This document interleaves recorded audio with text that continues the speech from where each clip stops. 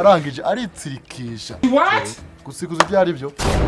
Iyo umuntu yitsirikishe nta kintu kimwe kijya kimufata. Nta buruzi nawe bundi umufata biba birangiye. Avuye ngaha mu kanya. Ahubwo wowe iminsi ibiri. Oh my god. Niba ari ikintu ufite, ari itungo ufise genda uyibagurije, ari amafaranga ufite genda ushimisha umuryango wawe kubera ko uri kuri finale. Amasaha ufite kano kanya nayo nyongezo. Yes, ubwo bigeze kuri urwo rwego rwo noneho yaje no kundogesha. Si uwo mugabo unyeretse.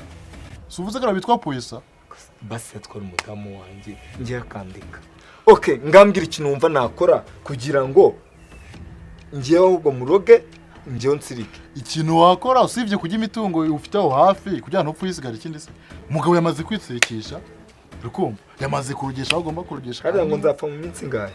Kano kanya urupfu rwawe rwamaze kuba ahubwo uri mu nyongezo. Sinagusobanuriye. Uri mu nyongezo iminsi ibiri. Urabupfuye. Uri ibyo ufite byose bigiye hakiri kare. Numvaga ari undi muntu wundi mufite ikibazo. Yagutanze. Ariko ubundi ntabwo byose so bikora. Subasha kuroga ukanasitsikisha abantu. Nitwe twamukoreye nyine. Yego kandi udahari n'ibyawe. Nahari. Nahari gute. Oya nubundi gere gato twari dufite akurambere. Ariko udahari n'ibyaba ni wabikora. Nari ngaha. Aho nabandi hose nabona wari ndabikora. Nyine icyo ndi gushaka kuvuga nacyumvishe. Nahari mu buryo bwo gupfa. Ahubwo se njyewe wakwica noneho narangiza njye nkajya gushaka uri buze kumuroga njye noneho akansi. Jesus!